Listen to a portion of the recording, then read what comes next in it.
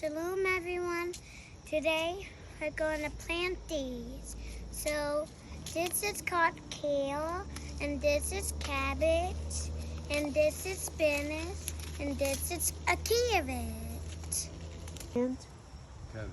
cabbage. So we're going to put the cabbage in the front. I know cabbage gets pretty big when Grandma does hers, so just, I guess, give it some space for the heads to expand. Paulie, don't open any seeds. Wait for Daddy, okay? Yeah. Because we don't want them to drop somewhere where they shouldn't be, okay? Yeah. I'm going to hold the bag. Okay. First up is cabbage, everyone.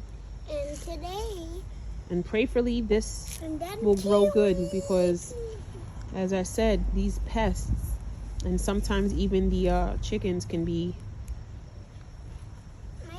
very This. unhelpful when it comes to having crops. Just remember where you put them.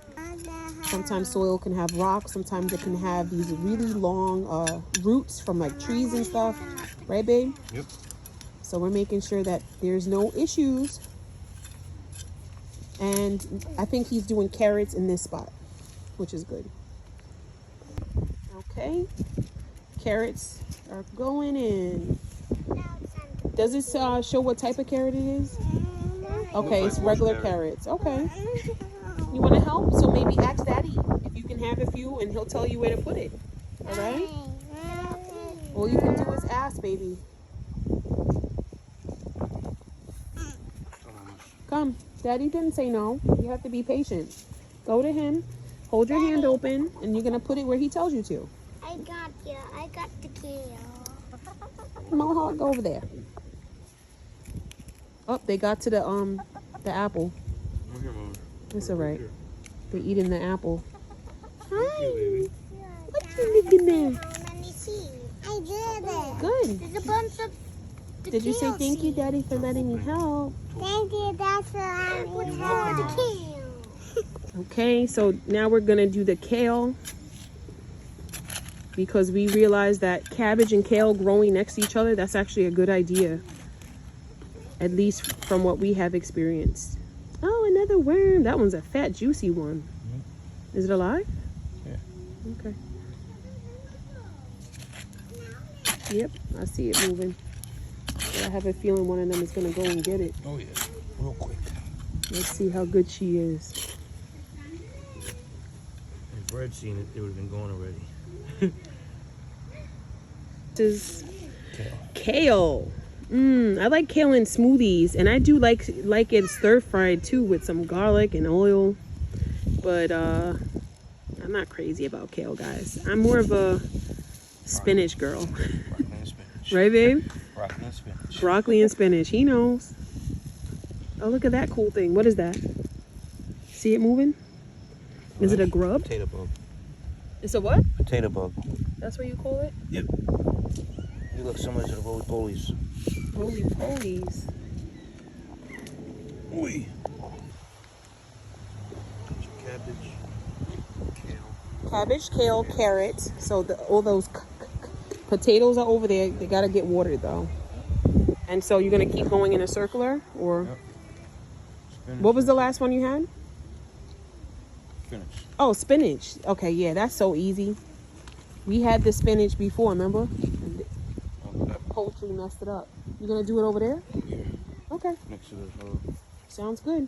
All right, family. So just some motivational inspiration to get out there, you know, even if it's, you know, after work, and just start planting. Some people start indoors, but, you know, if it's more easy for you to just put it straight in the ground, I do have faith that it would still grow that way because I have personally tried it that way and it did grow. You know, it'll rain just on time. Yahuwah is so good. And just keep an eye out for, you know, any predators. If you see holes come in, there's different tricks. Things like magnesium and black pepper, even cinnamon that you can sprinkle around what you plant, and it'll keep away ants and certain invasive ladybugs, or what they call Asian beetles. And you'll be fine. So definitely get started. Let's stay diligent and try to get away from these store-bought foods, because even the healthy foods that we buy when you check those barcodes, you'll see that there's a very small few that have those numbers that begin with the letter, the number 9. And we know 9 is a sign of organic. It's you know, that's the certified organic, meaning that they did not alter or use any, you know, antibiotics or hormones or pesticides. But for some reason, every time I go and try to find my cilantro and different things, it always has those numbers that say that they use pesticides or that they, you know, that is genetically modified. And that's just so scary for me. And I know sometimes it's like we're in the store and we're quick and we're just grabbing and going, but this can be a reason why some of us just feel so off and fatigued and, you know, slow in certain areas, because our bodies are in need of purging and detoxing. And so we got to eat clean. The seeds that I use, I purchased from Amazon, and many of them they're called Back to Roots. And then another came in like a survival type kit. And there are many of them that I also found from the local Dollar Tree for 4 packs for $1.25. You cannot go wrong. I bought so many of those. They actually work so good. And the best part is that they're heirloom. And which that means is that after you get nice juicy worm, look at that one. Cool. What that means is that you're able to reuse the seeds over and over and over again, which is good, because if you are able to store them the right way in those dark places, or cold places like in your freezer, however you're supposed to store your particular seed, you will be able to use it. It's like an endless amount of supply of food if you do things the right way. So I'm going to be, you know, looking more into how we could be successful with gardening, with canning and all those things, because I do feel like it's just time to step away from these foods. I don't like what I see a lot. I don't like this Bill Gates person and, you know, what they're trying to do with taking over, you know, the local stores and, you know, putting food in that it's going to hurt us. You know, we know what their agenda is. But there is no weapon that can be formed against us that will prosper. And it does not look foolish or fearful when you, even in captivity, still work hard to plant your seeds. If you decide to, be fruitful and multiply, all those things are not foolish, family.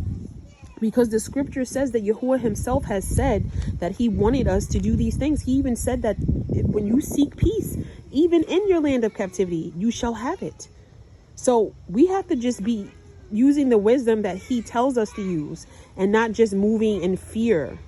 We have to just be prepared no matter what happens. Tomorrow is never promised, but doing something good, like growing your own food and being self-sufficient, that is what coming out of Babylon spiritually is all about, family. And so there is a good way we can do that. And that's by helping each other out, offering whatever tips, pros and cons, things that work for us, especially in the specific zones we live in.